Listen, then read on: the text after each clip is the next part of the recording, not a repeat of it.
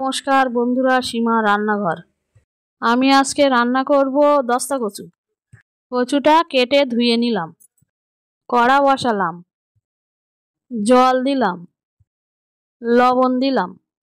জলটা গরম করে কচুটা দিয়ে দিলাম, সিদ্ধ করে নামিয়ে নিলাম। সর্ষের তেল দিলাম, পেঁয়াজ দিলাম, রসুন বাটা দিলাম, নাড়াচাড়া করে নিলাম।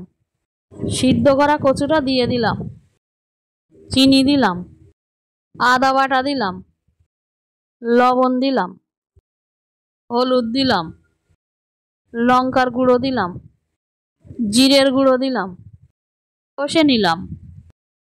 জল দিলাম, কিছুক্ষণ ফুটিয়ে নিলাম, মাখা মাখা করে নামিয়ে নিলাম। আমার রান্নাটা ভালো লাগলে লাইক, সাবস্ক্রাইব, কমেন্ট, শেয়ার করুন। ফ্যান্টাস্টিক।